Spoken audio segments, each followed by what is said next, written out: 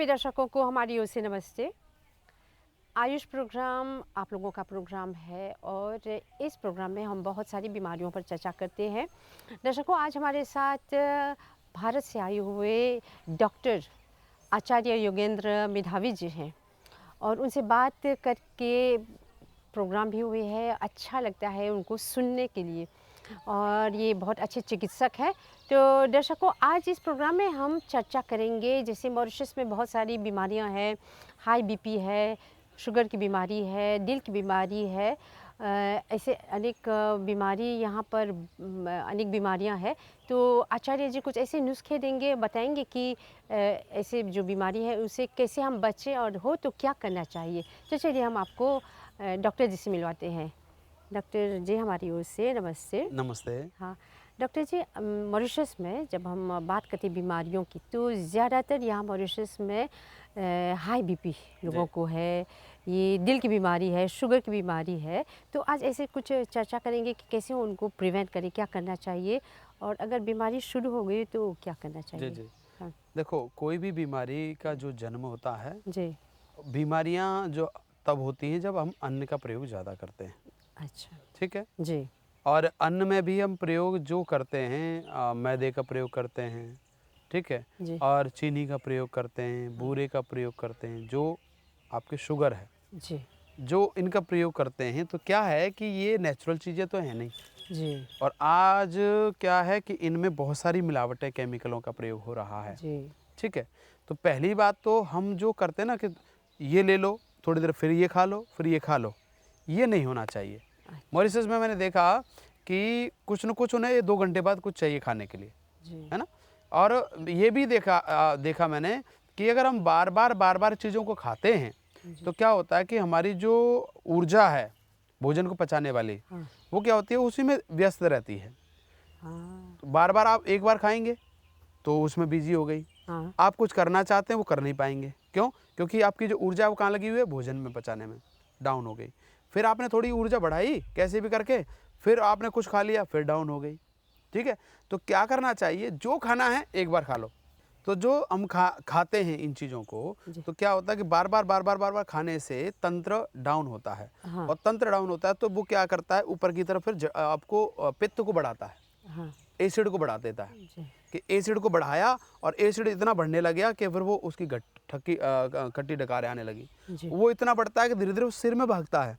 हाँ। सोते समय वो सिर की तरफ भागता है और नाक के द्वारा भी कभी-कभी पित्त निकलता है। अच्छा। ठीक है? जी तो उसका कारण है कि आपका जो भोजन है, वो भोजन इस प्रकार का होना चाहिए कि आप एक समय में खा लीजिए जितना खाना है आपको। मैंने खाने के पहले भी बताया था जी। कि खाने को आपको एक देना पड़ेगा टाइम। हाँ, मान लीजिए आप नाश्ता करिए सुबह को। हाँ जी, तो सुबह नाश्ता कर लिया, दोपहर को कर रहे हैं, चलो आप मानते हैं 3 बार करना चाहते हैं 3 बार कर लीजिए। वैसे 3 बार का विधान नहीं है, जी 2 ही विधान का है। जी। एक तो सूर्य के सुबह और एक सूर्य के शाम को अस्त होता है तब, हाँ ठीक है? जी 2 भोजन होते हैं, फिर भी अगर कोई 3 बार करना चाहता है करे।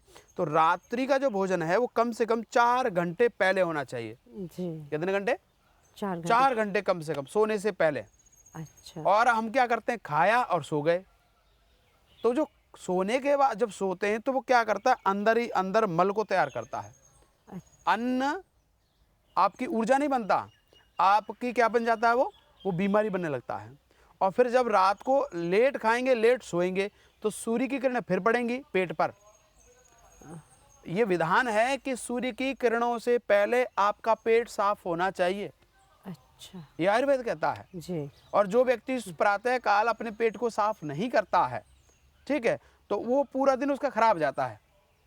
ठीक है, जी। आलस्य में रहेगा, तमस में रहेगा और काम करने की इच्छा नहीं होगी। बहुत सारे ऐसे लोग देखे जाते हैं, जी ऑफिस से आते बेचारे थके थकाए, रात को लेट भोजन करते हैं, बनाते हैं और खाते हैं, उसके बाद वो सो जाते हैं। जी। तो कम से कम 10-12 हज़ार आपके कदम चलने चाहिए रात को। हाँ और भोजन करने के बाद थोड़ा टहलना चाहिए, लेटना नहीं चाहिए। जी ठीक है, जब भोजन के बाद जब आप लेटेंगे नहीं तो आपका क्या है, तंत्र आपका उस ऊर्जा को पचा करके फिर आपको ऊर्जा देगा।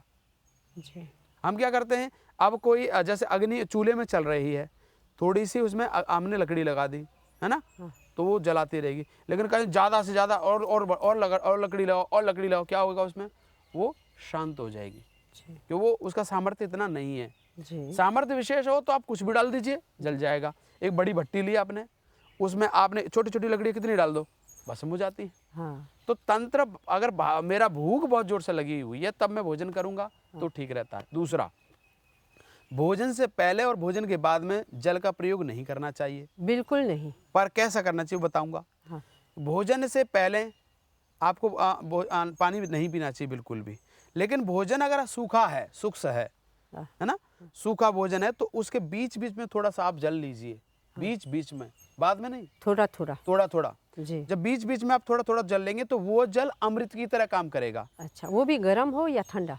वो थोड़ा सा गुनगुना रहे तो ज़्यादा ठीक रहेगा। अच्छा क्योंकि ठंडे फ्रिज के पानी को पचने में लगता है कम से कम 2 घंटे, हाँ और जो सामान्य पानी को टाइम लगता है 1 घंटा, और जो गर्म पानी होता है उसको लगता है पौना घंटा, यानी लगभग 45 और 30 मिनट लगती हैं। अच्छा हल्का हो जाता है, जी उसके अंदर जो कोई भारीपना होता है वो नीचे बैठ जाता है अच्छा ना। अच्छा हाँ अगर किसी व्यक्ति को पाचन तंत्र की ज़्यादा प्रॉब्लम है तो वो उबला हुआ पानी पिए, ठीक है।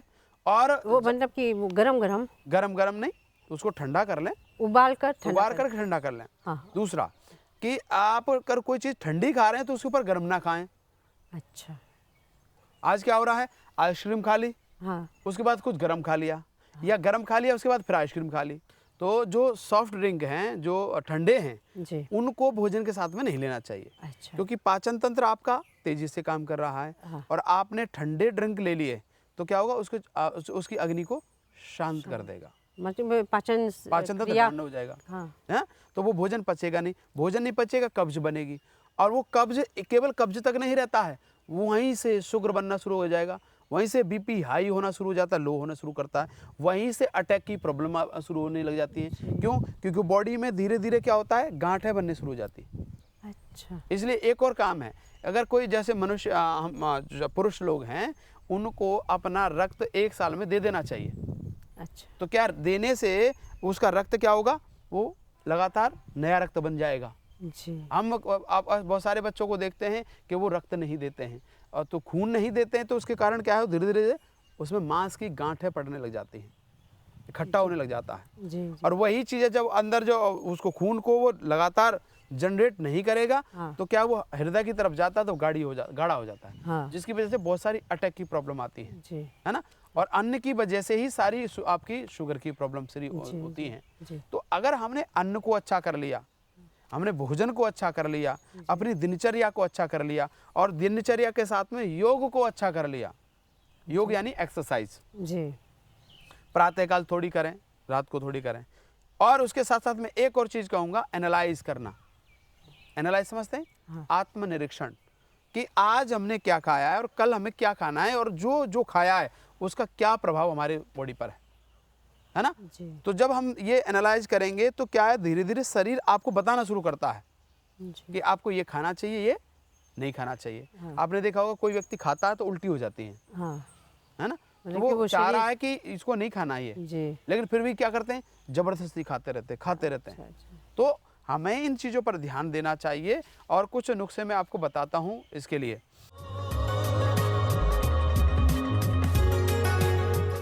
अगर आपको जॉइंट की प्रॉब्लम है, हाँ। और आपकी बॉडी में कोई और प्रॉब्लम है, ब्लॉकेज की प्रॉब्लम है, हाँ तो पीपल की 5 चीज़ ले लो। हाँ क्या क्या? पीपल की 5 चीज़ क्या क्या हैं? पत्ते पत्ते, कोपल, कोपल कहते हैं आगे का जो कोमल कोमल हिस्सा आता है शुरू जी में, जी ठीक है।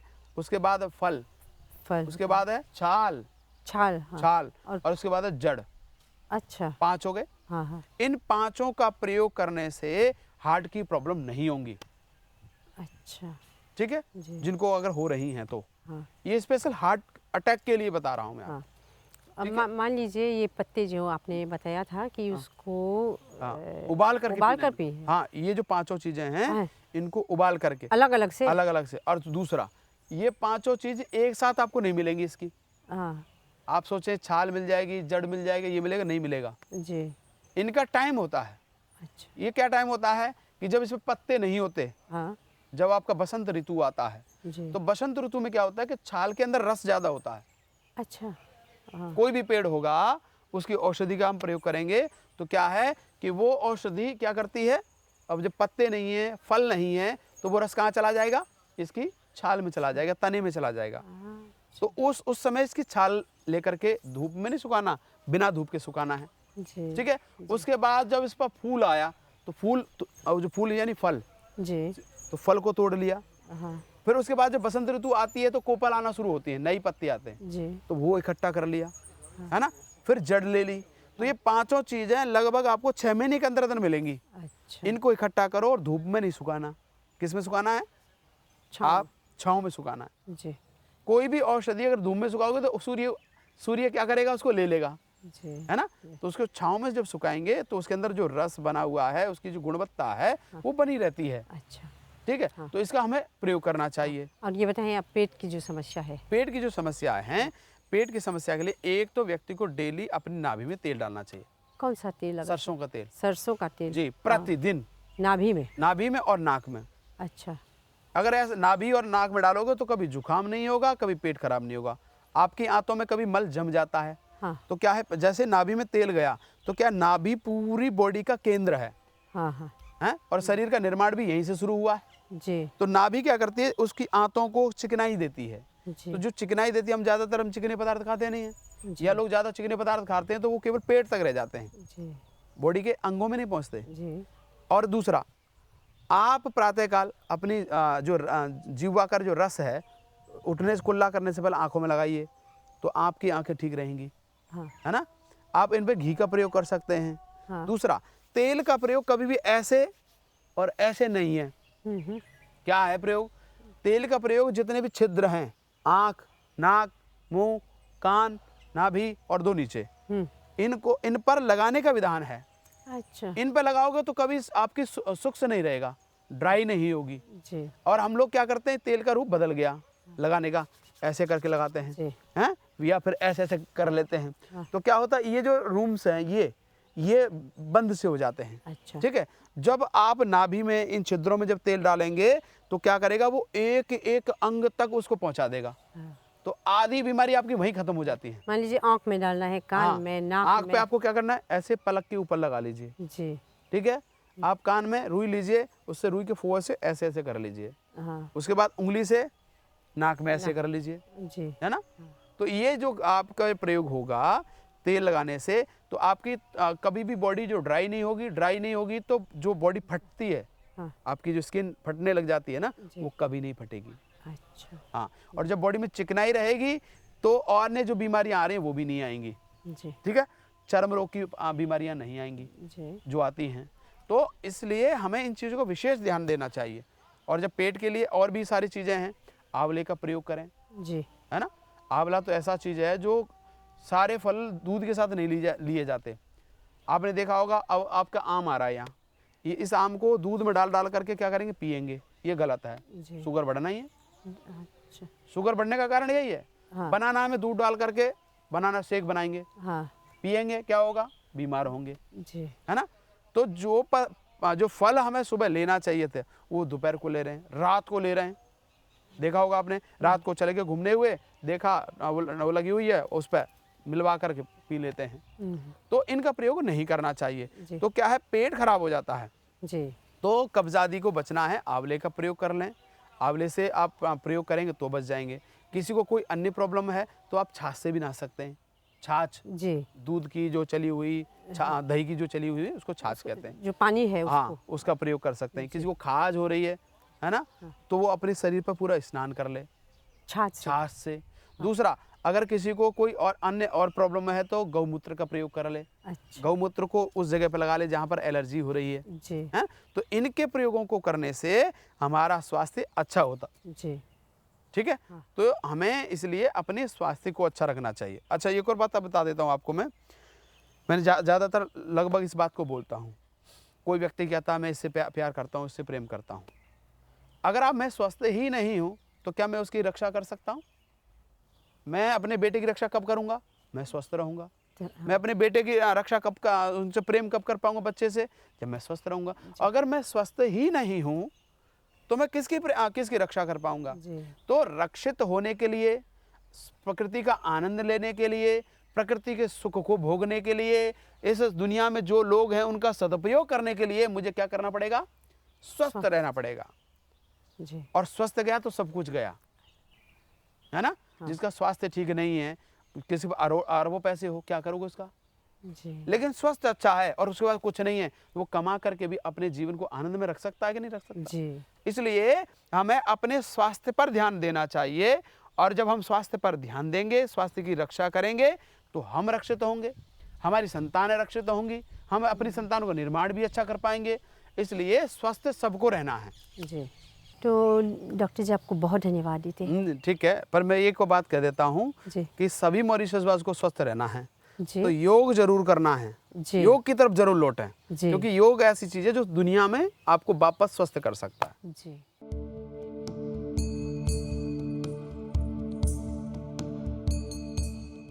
योग आवश्यक रूप से एक आध्यात्मिक अनुशासन है जो विशेषतः परिष्कृत विज्ञान पर आधारित है। यह स्वस्थ जीवन के लिए एक कला और विज्ञान है। योग शब्द की उत्पत्ति संस्कृत के शब्द युग से हुई है, जिसका अर्थ जुड़ने या एकजुट होने से है।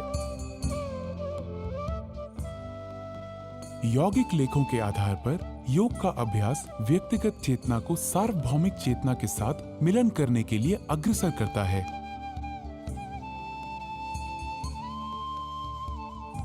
जिससे मन और शरीर तथा मनुष्य और प्रकृति के बीच एक बेहतर संतुलन बना रहे। अभ्यास के दौरान अभ्यास सत्र का प्रारंभ प्रार्थना या वंदना से किया जाना चाहिए, क्योंकि इससे मन की शांति के लिए एक सहायक वातावरण बनता है। योग अभ्यास धीरे धीरे तनाव मुक्त तरीके से शरीर और सांस की जागरूकता के साथ किए जाने चाहिए। सांस को तब तक ना रोकें जब तक ऐसा करने के लिए ना कहा जाए। शरीर को कसा हुआ या झटके के साथ ना रखें।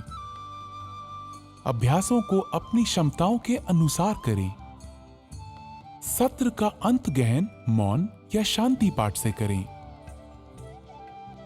अभ्यास सत्र के 20-30 मिनटों के उपरांत ही भोजन या स्नान करना उचित होगा। अब हम योग साधना का अभ्यास चालन क्रियाओं यानी शिथिलता अभ्यासों से करते हैं, जो शरीर में सूक्ष्म रूप से रक्त संचार को बढ़ाते हैं। गर्दन का व्यायाम, गर्दन को आगे और पीछे झुकाना।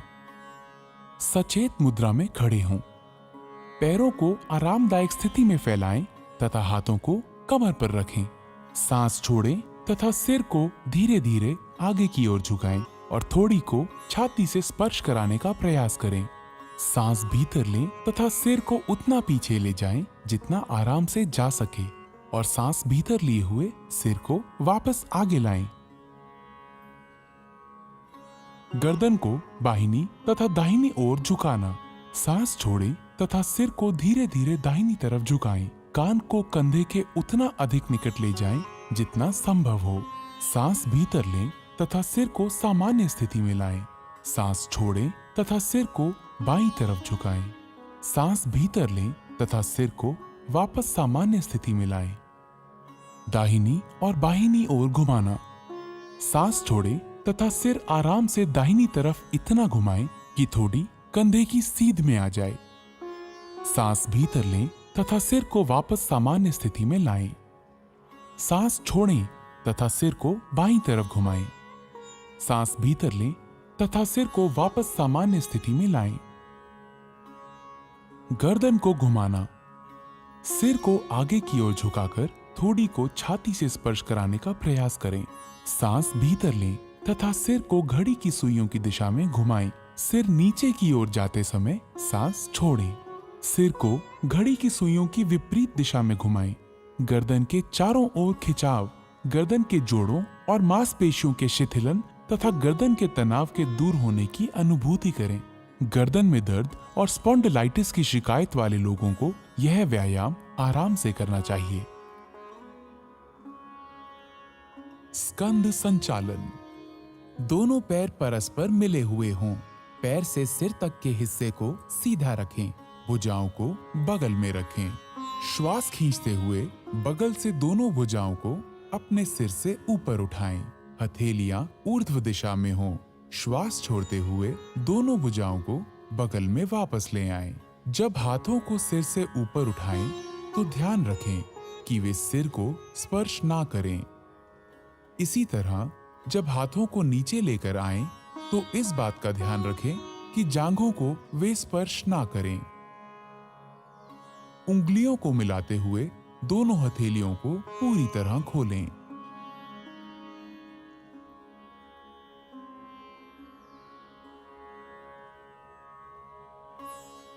स्कंध चक्र, सीधा खड़े हो जाएं। बाएं हाथ की उंगलियों को बाएं कंधे पर रखें और उसी तरह दाएं हाथ की उंगलियों को दाएं कंधे पर। दोनों कोहनियों को पूरी तरह चक्राकार घुमाएं।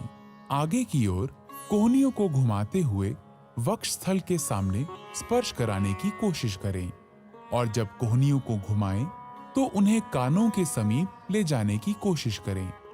इसी तरह विपरीत दिशा में भुजाओं को खींचते हुए घुमाएं और कोशिश करें कि इस दौरान भुजाएं शरीर को स्पर्श करें। इस क्रिया को बाएं से दाएं अर्थात घड़ी की सुई की विपरीत दिशा में 5 बार दोहराएं। इस क्रिया के अभ्यास से हड्डियां, मांसपेशियां और स्कंध क्षेत्र की तंत्रिकाएं स्वस्थ रहती हैं। यह अभ्यास गर्दन की रीढ़ की हड्डी की अपकर्षक अर्थात सर्वाइकल स्पॉन्डिलाइटिस बीमारी को दूर करने में सहायक है। धड़ को घुमाना। पांवों को परस्पर 2 फुट की दूरी पर रखें।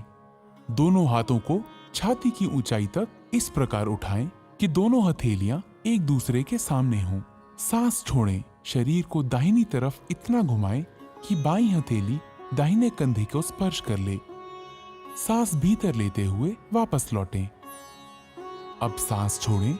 शरीर को बाईं तरफ इतना घुमाएं कि दाहिनी हथेली बाएं कंधे को स्पर्श कर ले। सांस भीतर लेते हुए वापस लौटें। पुनः दोहराएं। सांस लेते हुए धीरे धीरे करें। मेरुदंड या डिस्क संबंधी समस्या होने पर तथा मासिक धर्म के दौरान यह व्यायाम ना करें। खड़ी मुद्रा में विश्राम करें। घुटनों को चलाना। सांस भीतर लें। अपनी भुजाओं को कंधों तक उठाएं। सांस छोड़ें। घुटने मोड़ें तथा अपने शरीर को शून्य की मुद्रा में नीचे लाएं। सांस भीतर लें और शरीर को सीधा करें। 2 बार और दोहराएं। इस व्यायाम से घुटने तथा कूल्हे के जोड़ मजबूत होते हैं। अत्यधिक आर्थराइटिस की समस्या होने पर इस व्यायाम को छोड़ दें। हाथों को नीचे लाते समय सांस छोड़ें। आइए अब योगासना की तरफ बढ़ें। ताड़ासन। ताड़ का अर्थ है ताड़ का पेड़। पैरों को परस्पर 2 इंच की दूरी पर रखें। उंगलियों को आपस में जकड़ें तथा कलाइयों को बाहर की तरफ मोड़ें। सांस भीतर लें तथा भुजाओं को ऊपर उठाते हुए कंधों की सीध में ले जाएं। एड़ियों को भूमि से ऊपर उठाएं और अंगूठों पर संतुलित हों। इस स्थिति में 10 से 15 सेकंड तक रहें। ये आसन शरीर में मजबूती लाता है, रीढ़ से जुड़ी तांत्रिकाओं के संकुलन को ठीक करने में सहायता देता है और गलत मुद्राओं को ठीक करता है। सांस छोड़ें। एड़ियों को नीचे लाएं। उंगलियों की जकड़न को खोलें। हाथों को धड़ के समांतर नीचे लाएं और खड़े होने की मुद्रा में वापस आएं। वृक्षासन। वृक्ष का अर्थ है पेड़। दोनों पैरों में 2 इंच की दूरी बनाकर खड़े हो जाएं। आंखों के सामने किसी बिंदु पर ध्यान केंद्रित करें। श्वास को शरीर के बाहर छोड़ते हुए दाएं पैर को मोड़कर उसके पंजे को बाएं पैर की अंदरूनी जांघ पर रखें। अभ्यास करते समय ध्यान रखें कि एड़ी मूलाधार अर्थात पेरिनियम क्षेत्र से मिली होनी चाहिए। गहरी श्वास लेते हुए दोनों हाथों को ऊपर की ओर ले जाएं और हथेलियों को परस्पर मिलाएं। इस स्थिति में 10 से 15 सेकंड्स तक रहें। इस दौरान सामान्य रूप से श्वास प्रश्वास करें। यह आसन तंत्रिका तंत्र की स्नायुओं को बेहतर और शरीर को संतुलित बनाता है आर्थराइटिस रोग से ग्रसित होने पर इस आसन का अभ्यास ना करें। श्वास छोड़ते हुए हाथों एवं दाएं पैर को मूल अवस्था में वापस लेकर आएं। इस आसन का अभ्यास बाएं पैर से भी करें। बाएं पैर को मोड़कर उसके पंजे को दाएं पैर की अंदरूनी जांघ पर रखें। श्वास खींचते हुए दोनों हाथों को ऊपर की ओर ले जाएं और हथेलियों को परस्पर मिलाएं।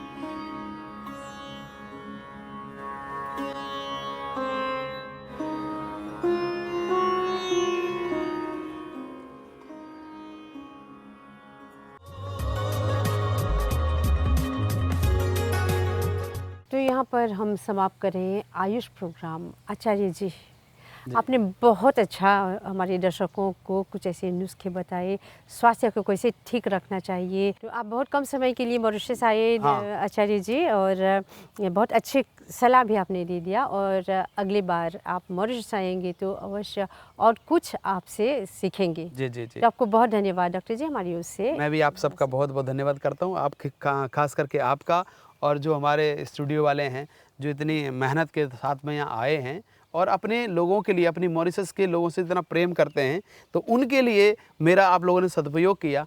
तो आप सबका भी बहुत बहुत धन्यवाद जी, बहुत बहुत धन्यवाद। ओम। तो दर्शक को समाप्त करते हैं आयुष प्रोग्राम। साथ देने के लिए बहुत धन्यवाद। और इस तरह हम फिर आयुष प्रोग्राम में और कुछ जानकारी देते रहेंगे। देखते रहिए आयुष प्रोग्राम। हमारी ओर से सभी को नमस्ते।